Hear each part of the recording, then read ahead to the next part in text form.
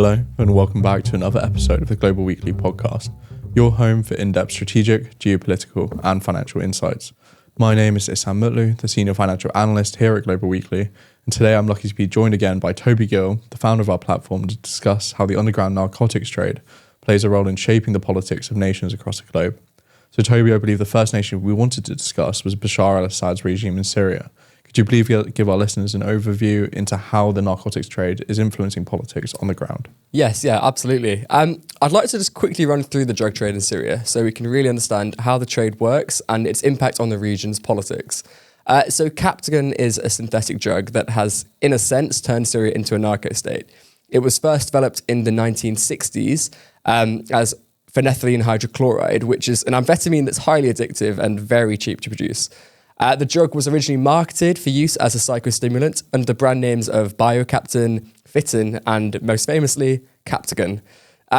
So the drug is now illegal in most countries in the world. However, it has been monopolized by the Syrian state, with roughly 80% of the world's supply of Captagon being produced in Syria.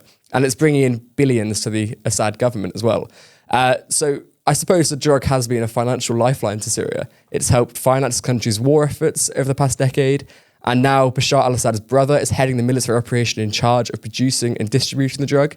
And I think the key thing to bear in mind here, Ihsan, is that this is a drug trade with a value of over $57 billion as of 2023. I mean, the sheer scale is enormous. Yeah, you're absolutely correct. The scale here is definitely one worthy of being a very material impact on the Syrian population. And, it's important to understand that not just for Syria particularly, but, we're going to cover a few instances here today, but all instances around the world, where narcotics takes a dominant role within civic and parliamentary society, it occurs mainly through large periods of strife. And, in Captagon and its ensnarement of Syria is no different. It was banned in the 1980s, as you mentioned, because of the abuse. And then back then, it was mainly produced within southern Eastern Europe states. We're looking at Bulgaria, Slovenia, Serbia, and Montenegro. Who were the main producers of Captagon. And then from there, it was trafficked to Turkey and then on there to the consumer markets within the Arabian Peninsula. All this changed after 2006 with the Hezbollah-Israel war in Lebanon. Hezbollah, the militia group, reportedly, needed a very quick access to cash, and the narcotics trade is sort of the obvious go-to for militia groups across the world whenever this need arises. So, and then Hezbollah, the group, reportedly used Iranian reconstruction aid to buy the first machines to produce counterfeit Captagon pills. Hezbollah in Lebanon was widely considered the main producer within the Middle East, smuggling it then to Syria and Turkey in cooperation with the Assad regime.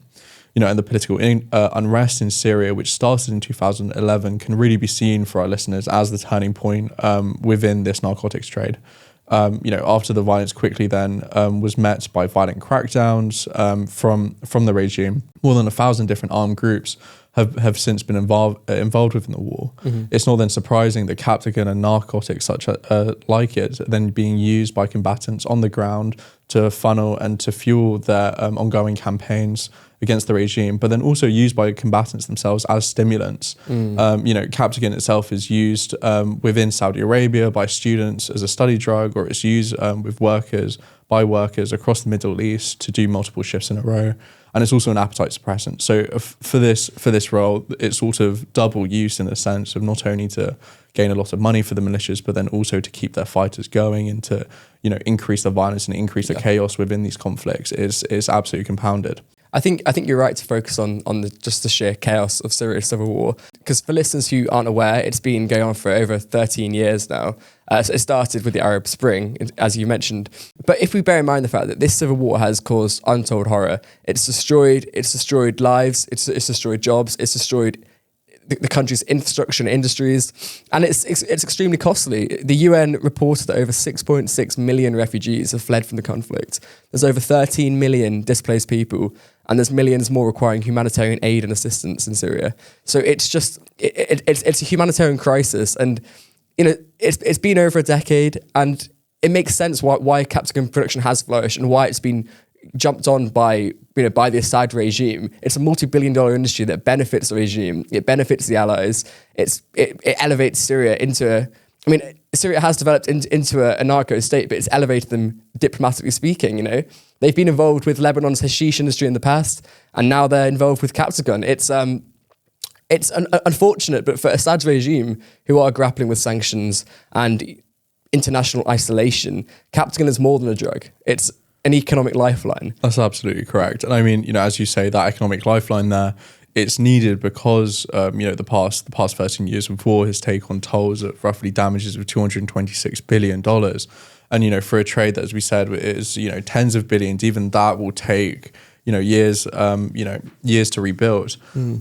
So even within this narcotics trade fueling the carnage, the nation still has, an adequate road network, access to ports, a steady electricity supply for criminal elements. And then again, due to its central location, a very easy ability to smuggle and import, any pharmaceutical, industrial equipment or people they need to come into Syria and set up the proper infrastructure.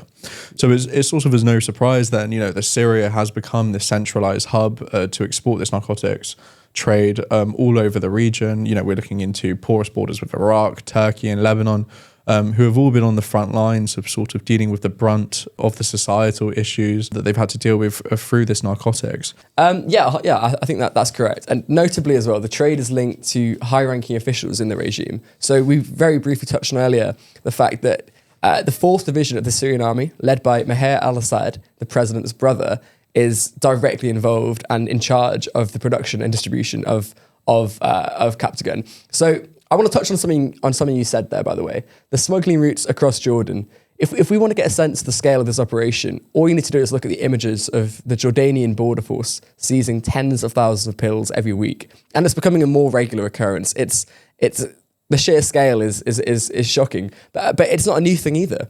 Back in 2015, the Turkish authorities in the Hatay region alone reported a seizure of 2 tons of Captagon, which is over 11 billion pills. It's quite interesting because there was a report done in 2020 which outlined the expanding volume of Syrian drug exports, and it showed how it coincides with the shrinking of legitimate trade activities, and it's pushing the drug onto the center stage for Syria. It's becoming the most important source of foreign currency for the Assad government in the region. Yeah, that's absolutely correct. And I just kind of wanted to quickly touch on a personal story here, because, we're talking about these very large figures in terms of, the economic benefit that these criminal gangs are seeing. But just to give you all a perspective into a very recent report that was done by the BBC, who uncovered this vast narcotics trade network. A soldier back in 2021 said, and I quote here, I went out in a convoy with my comrades. We weren't allowed to go to the factory. They'd pick a meeting place and we'd buy from Hezbollah. The bags would contain 1 or 4 or 5 kilos. They'd decide how to fill them. We'd receive the goods, cover them and leave. We coordinated with the 4th Division. The leaders would coordinate. The 4th Division's task was to facilitate our movement. If there was a traffic jam, they'd clear it, stop the traffic so our convoy could move. And, that personal story there, it kind of shows that after the economy has been so heavily devastated, that everybody needs this drug to survive and to get sort of an income. And it also shows just the direct involvement of the Assad family, of Bashar al-Assad, who again he's the one who leads the 4th Division. Correct. So it shows just how integrated this is into the economy. That's absolutely true. And as we talk about the regime's sort of involvement here. That's not just domestically, just so that they can profit. This drug is now, this narcotic is also now being used to then profit overseas in their international talks with their partners in the region. The very famous example here is due to the atrocities committed by the government during the civil war. It was kicked out of the Arab League, and then in their readmission efforts to get back into the league, it's now come out that Captagon was actually a huge central point on a lot of these partners' minds. Well, yes, 100%. I mean, Captagon has been a bargaining chip in negotiations, and it's been a way for Assad can show his willingness to curb production in exchange for political concessions from Saudi Arabia, from the Gulf states and their neighbours. It's important to note, just quickly, Syria does deny all involvement with the Captagon trade. However, the US, the EU and the UK have all imposed sanctions in the last couple of years on Syrian individuals, including 2 cousins of al-Assad, as well as many others with close ties to the government and the military. So the US have labelled it a $1 billion illicit enterprise. So I think it's quite clear that there is Syrian state involvement here. Yeah, and just to that effect, in terms of when we get to the specifics of the sanctions brought forward by the Treasury, the United States Treasury, of actually March 28th of last year, the people that were hit with sanctions, there were a lot of, either very close businessmen to the Assad family, or they were direct cousins themselves, who have then been propped up within these positions, either leading militias or leading, large business conglomerates within the country, to then really facilitate this trade and to ensure that all profits stay within the extended Assad family, and that their control is never diminished. And can you tell us a tiny bit more, Ihsan, about Syria's readmission into the Arab League and how Captagon played a role in that for our listeners who are curious? Yeah, absolutely. So, I mean, the Syrian civil war was such, obviously for Assad, it was sort of a very central turning point in terms of Syria's relationships with its direct neighbours. And then after it was ousted back in 2011 for the atrocities committed by the regime, Captagon has been sort of this issue that has sort of reached a boiling point to where its neighbours can no longer contain the negative effects of it. So now, re-legitimising Syria and the Assad regime in particular back into the League is sort of seen as the only viable option to sort of curtail the trade. Yeah. So, for example, if we're looking about, Saudi Arabia, who had previously supported rebel groups against Assad, shifted their stance. That then obviously came between a massive mix between Saudi Arabia and Iran, who was Syria's key ally, underscoring, a very complex way that where you have two nations supporting either side of the conflict, now sort of coming together and then sort of orchestrating the return back to the League. And I think as well, just to touch on today, I mean, Israel's war in Gaza, which is dragging on into I don't even know, day 130. That is a key issue in terms of the Syria story, because Israel's war in Gaza and the escalation in the region will have only impressed upon the regional powers, be it Saudi Arabia, Iran, Qatar. It's shown them the importance of, I suppose, putting Captagon on the back foot and not escalating tensions with the Assad regime in an already deeply unstable climate in the region. Yeah, absolutely. And I mean, for the Jordanians here, who are on the front lines of sort of receiving a lot of the smuggling operations to get Captagon out of Syria and into wider domestic markets, they were very much leading the charge in terms of trying to get Syria readmitted, on the sort of point that would then make sure that Assad would curb production of the drug, because he would have legitimate resources of economic development. Yeah. But then also, there's also a wider issue here with Iran supporting the Assad regime during the civil war, sort of not trying to cede control to the Iranians within such a, well, I guess now that the war's over, a sort of developing state and that's going to become out to be more powerful. I think we should touch on just quickly just the sheer size of the Captagon market in the region, because I've mentioned a few stats about sieges earlier, just to get a sense of how this drug has become, again, a lifeline for Assad, and to understand how he's been able to flood the region with drugs and why that's been so powerful. I found a few stats here. So, for example, in Iraq's western Anbar provinces, authorities made a drug bust at the end of February, seizing 80 kilos of Captagon. And more than 21 million tablets were seized in Jordan between 2015 and 2022.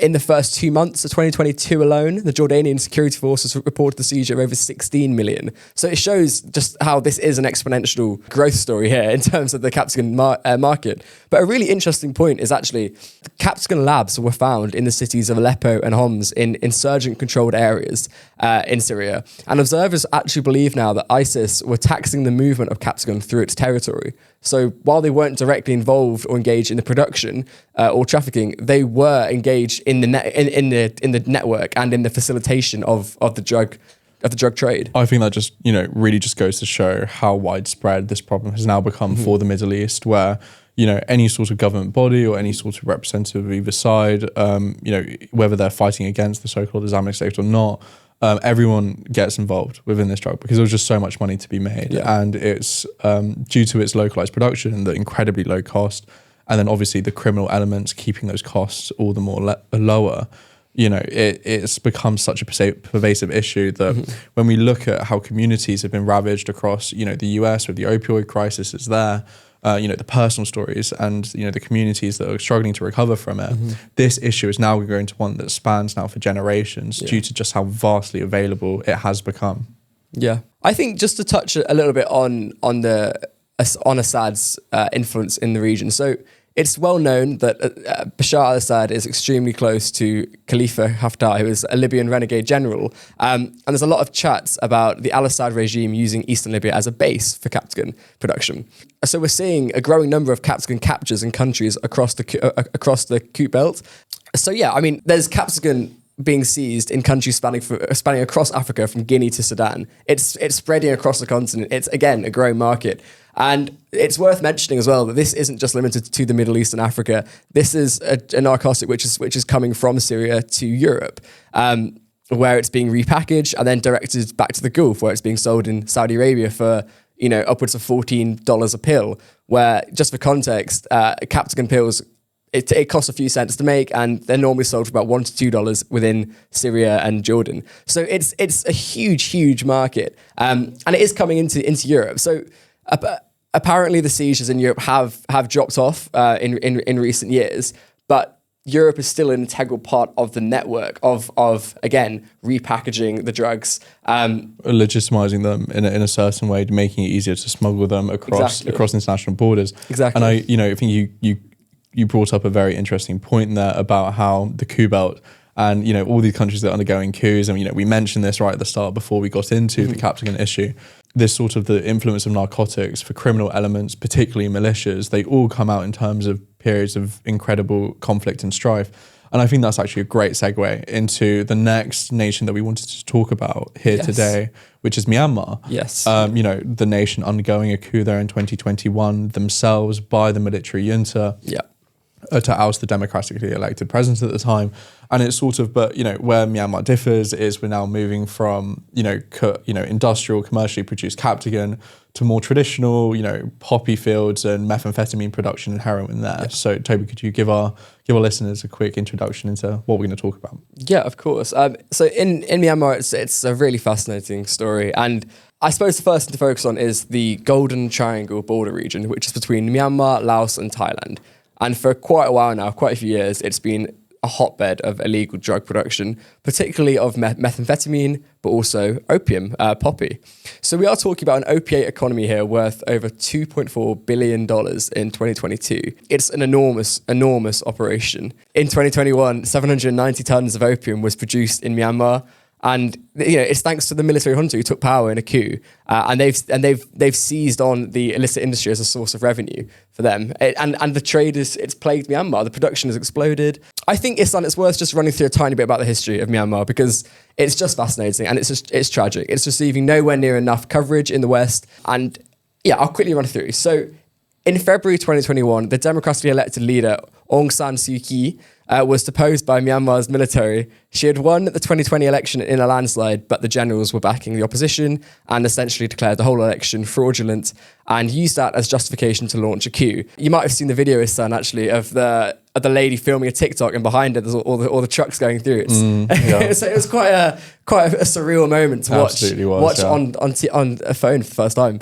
But so essentially, after the coup, kind of reminded one of Tiananmen Square, perhaps. If they had phones in the 80s, Myanmar's former commander-in-chief of the defence services has now taken control, and since the coup, the country has been in a fully fledged civil war. We're talking about hundreds of groups involved in the fighting. But focusing here on the illicit industries and the drug trade, when the military came to power, they started forcing a lot of farmers to grow poppy as a means of revenue, the same as Assad, I suppose. And the UN is now warning that poppy cultivation in Myanmar is becoming sophisticated and organised. And just a quick last point here, there's a huge demand to fill because what else happened in 2021? The Taliban took back control of Afghanistan and they've just completely clamped down on poppy production there. So, I mean, Afghanistan was the biggest producer. They produced 6,000 tons of opium in 2022. And that dropped 95% to only 300 tons last year. So that is being eradicated, and it means there's big shoes to fill. And I mean, rather interestingly, I think it really just goes to show why did they cut production so massively? What else ended? There was no more military involvement by the United States. The fighters didn't need the excessive amounts of funding that they did to keep going. I think this really goes to show that, conflict and narcotics really do play hand in hand here. And, the case study of Afghanistan is a perfect point there. Yeah. And, putting back to Myanmar now, we said after the coup in 2021, all the bloodshed there. However, historically, Myanmar, that there has been sort of this long tradition of, militias fighting against the main government. And the main area that we're really interested in here is called the Shan State, which is in the northern part of the country. That would be the part that's bordering China specifically. This has always been Myanmar's largest producer of opium, but it's seen incredibly fierce fighting within recent years. This has brought down powerful militia families who operate as scam centers, casinos, and large-scale opium production. Again, China having incredible interest there with a lot of Chinese criminal elements going in. But we'll get into that very shortly. Yeah. But I think just quickly on that, in Shan State, as you mentioned, insurgents are now relying on the same source of revenue to fund their operations. So both the junta and rebel groups are involved in opium production now. So It's certainly, and again, it's sort of this intricate web of constantly changing interests and which general is in charge and sort of, I guess, for the militias, which group is formed, which one breaks apart. And, we'll get into some of the names within the region here shortly.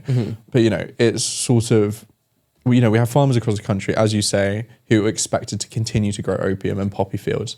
And, Myanmar's civil war is raging on amidst one of the worst ongoing humanitarian crises. We have over 2 million people who have been internally displaced. Thousands have had to flee the country. And, in total, an estimated 40 million people inside the country need this humanitarian aid. The conditions are incredibly ripe for an increased drug trade off of all of this, poverty or, exploitation by the mafia groups.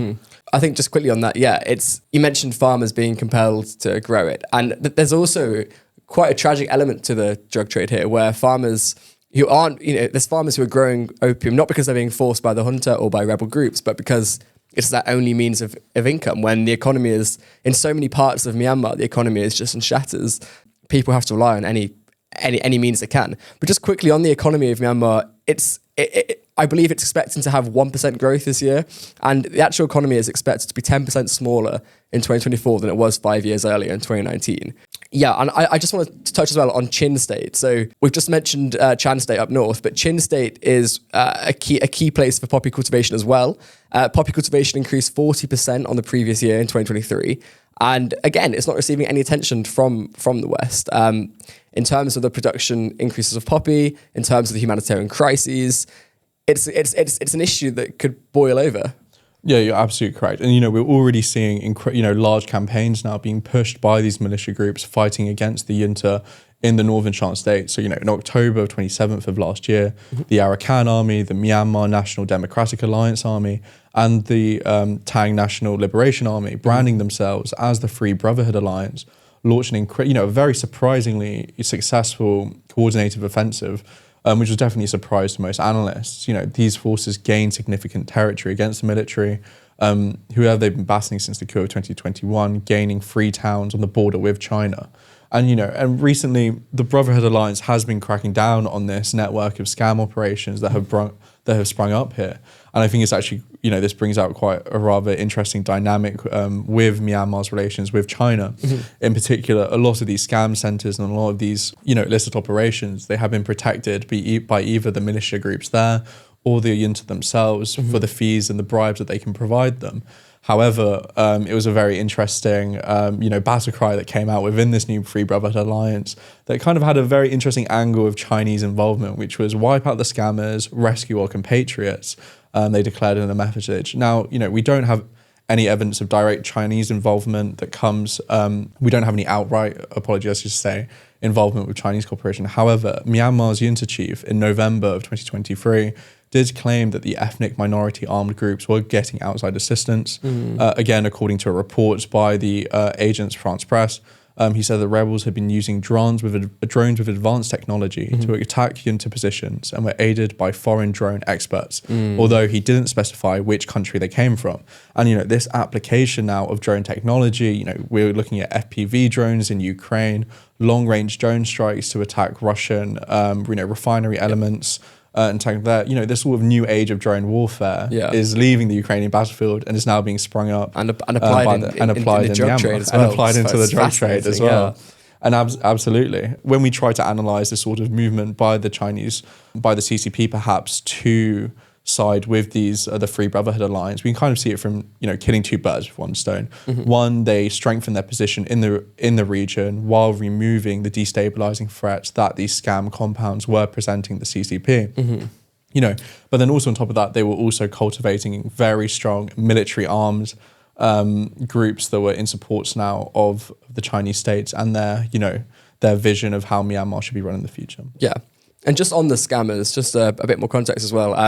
Yes, as you mentioned, the Brotherhood Alliance, they've been cracking down on scam operations, and that's been looked on favourably by China. But a key reason why is because these scamming operations and these groups are also estimated to be behind the trafficking of over 120,000 workers to Myanmar. So it's something that the CCP clearly wants to clamp down on, and that explains why they are leaning into Myanmar so much. But also, I mean, it's worth mentioning that China's involvement in Myanmar is not just in terms of cracking down on scam operations and illicit enterprises.